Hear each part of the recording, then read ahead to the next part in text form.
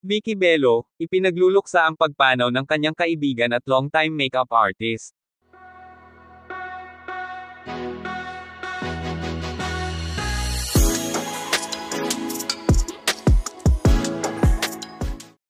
Nagbigay nga ng tribute ang isa sa pinakakilala at pinagkakatiwalaang cosmetic artist, ng karamihang sikat na personalidad, lalo na ng mga artista, na si Miss Vicky Bello.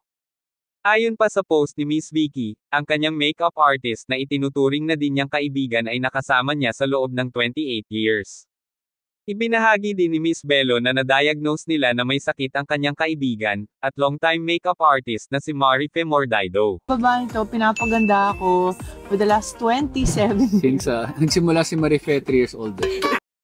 Noong nakaraang taon nang malaman nila na may cancer ang nasabing makeup artist. Si Marife Mordaido ay itinuturing ni Dr. Vicky Bello na isa sa kanyang mga matatalik na kaibigan, sapagkat hindi lamang makeup artist ang turing ni Bello sa kanya. Kung tutuusin, para kay Dr. Bello, si Marife ay para na ding parte ng kanilang pamilya.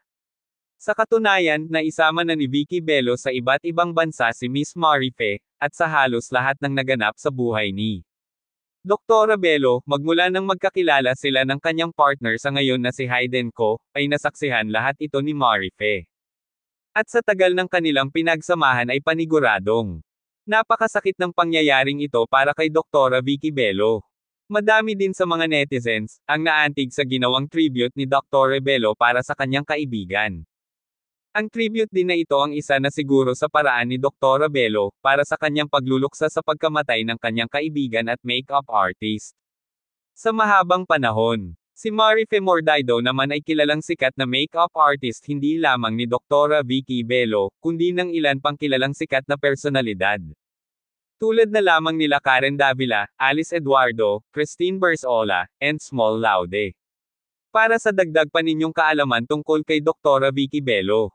Siya lang naman ang founder ng Bello Medical Group na siyang isa sa mga pinagkakatiwalaan ng madaming sikat na celebrities sa Pinas.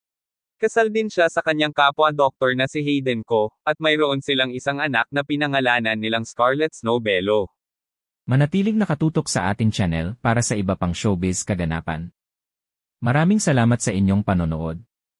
Please don't forget to like and subscribe.